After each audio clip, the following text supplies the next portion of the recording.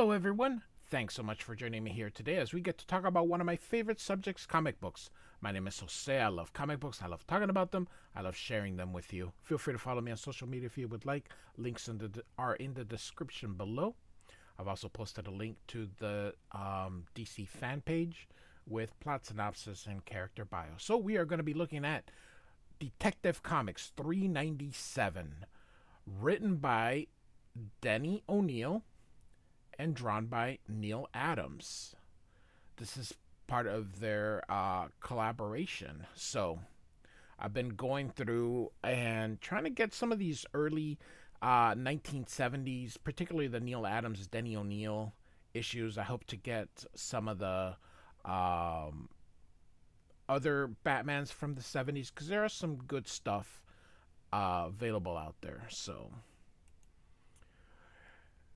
a gentle twilight at Gotham Bay, a stillness broken only by the distant echoes from the nearby streets and the gentle lapping of the sea. It is the eve before the opening of the annual Marine Festival, an event that pours millions into worthy charities, an event that now brings from the depth evil. And here we have our writer and our art. Dick Giordano is providing the inks. And so these scuba divers are going into it. And of course, the cop's not looking that way. And they quickly dispatch him by hitting him from behind. But you can see the shadow here. And Batman. So what? We're 4-1. Nail him. He's moving too quick. Ugh. We take him alive, we'll be the biggest men in the East Coast. And he's hits that other guy right in the ribs. Oh. Hold it, lawman. You so much as twitch and this guard gets it. Just stand still. We're fools if we take any more chances. He ain't human. Grab what we came for, Nick. I'll keep a gun on. No, we ain't safe long as he's breathing. First we kill, then we do our stealing. It gives me the creeps. The Batman just standing there. What are you waiting for? Shoot. And so they shoot their harpoons, hitting him. He falls into the water. We done it. We scragged the Batman. We should have done it sooner. He hit me like a blasted wrecking ball. We got the picture the boss wanted. Seconds later, the treacherous quartet dives into the murky bay, past a still unmoving figure. So then the caped manhunter stirs and begins to slowly stroke toward the surface. And he thinks, I almost dodged their spears, moved my body behind the cape to avoid the points. Almost, but not quite. One of them jabbed the nerve center in my upper arm. It'll be okay in a day or so, but meanwhile, the arm is useless. And you can see him. It hurts like the devil. I'll be senseless to attempt. It'll be senseless just to attempt pursuit in this condition. Might as well check out what they stole. Odd, the only thing they took is a painting by Vander Smuts, the Startled Mermaid, the least valuable item in display. I blew it. Good. All I can do is get help for the guard. So he calls, and then take care of my wound. I'll let the regular police take care of watching over the exhibits. Hello, operator? Swiftly, the cowled crusader changes to street clothes and his other identity, that of Bruce Wayne, millionaire philanthropist, and returns at his midtown penthouse. Hey, gotta keep appearances. So here you can see Bruce Wayne holding his arm. Looks like the cleaning woman left the television on again. She loves those hokey soap operas. And so, the TV goes, presents a documentary special, The Life of Wealthy, Mysterious Orson Payne. Shouldn't take long to doctor my clipped wing. First a dab of salve to close the cut. For years, Payne has lived in a huge castle he had removed from Spain, lived in total seclusion. Next, I'll massage the nerve. A quarter of a century ago, Payne was engaged to Katerina Valance, well-known opera star. Miss Valance vanished.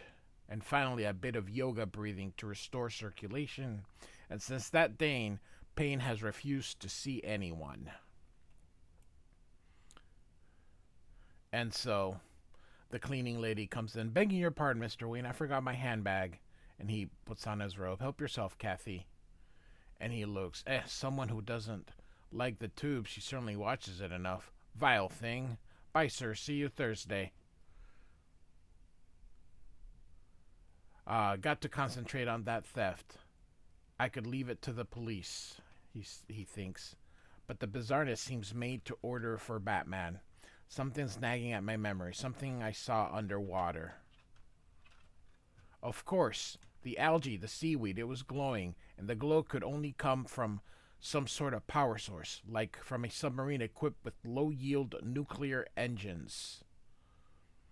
And so, at midnight, at a deserted pier, the battery that runs this undersea sled is good for 2 hours.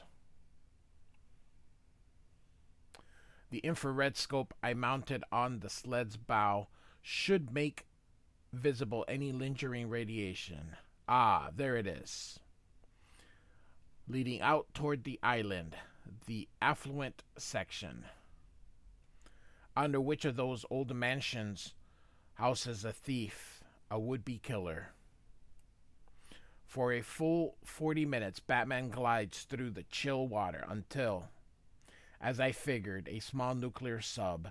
The latter must lead to one of the island estates. Whoever set this up must have millions to squander. I'm near the top, and probably a few thugs. A few feet higher, a few seconds later. Is that you, Charlie? Hey, who's there? He's waving a lantern in. Wah, the Batman. Keep in mind, I want to say something about Neal Adams. During this time, this is the time of Ditko and Kirby comics, as they're maturing. Walt Simonson hasn't quite arrived. John Byrne hasn't arrived. Gene Colan is there, but hasn't quite become the thing. Neal Adams changes the way comic books looked. He was a catalyst to what is most likely modern day comic books.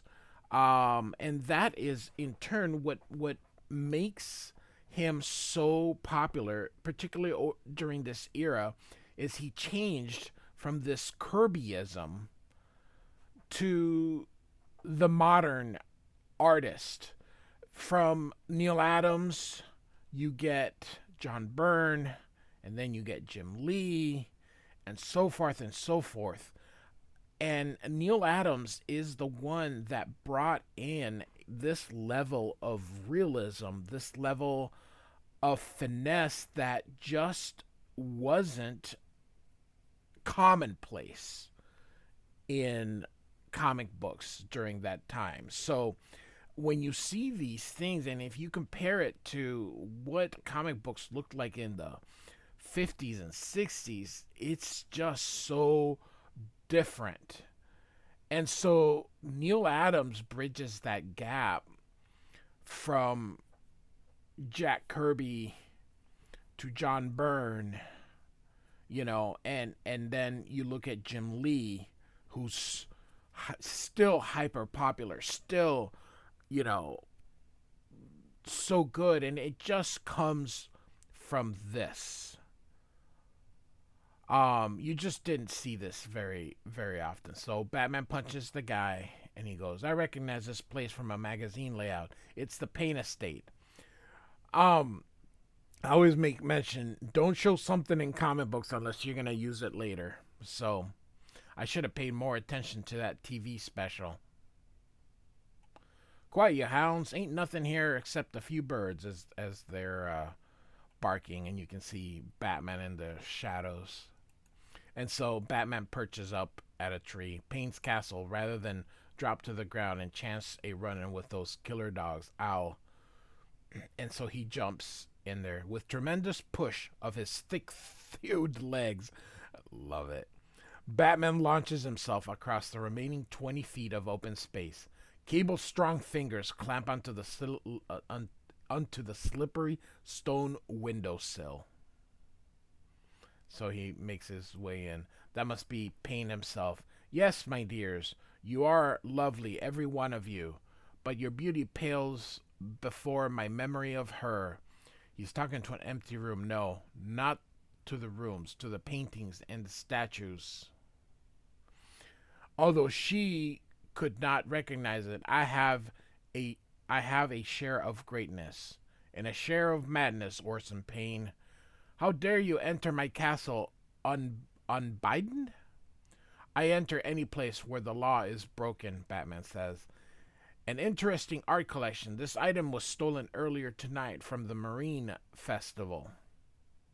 I wonder how many other works of this room have been stolen. Many. I had to employ theft because their owners would not sell them to me. And he thinks, my secretary did mention some buyer for a mermaid a few days ago. I must have every likeness of, and then pauses, her, of Katerina, the woman who spurned my affections a quarter of a century past. She disappeared without a trace. I've accumulated great wealth hoping to entice her back. When I saw it was hopeless, I sought to console myself with images of my beloved, and I refused to be robbed of that consolation. And he aims that harpoon at him. Batman says, don't be a fool. And he shoots the harpoon, missing Batman. Payne, you're sick. Terribly sick. I'll help you. And love, this is what I mean. Look at this panel here. Just great stuff. You'll have to catch me first, says Payne. You know, you have to look at this with the context of where comics were and the maturation, particularly in Batman, that Neal Adams brought throughout the 70s. Neal Adams ushered also with John Buscema.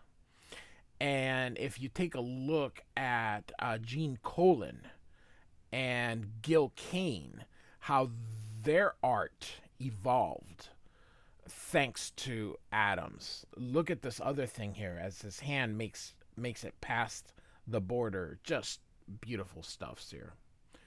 And so Batman thinks here, there are literally hundreds of objects he could be hiding behind.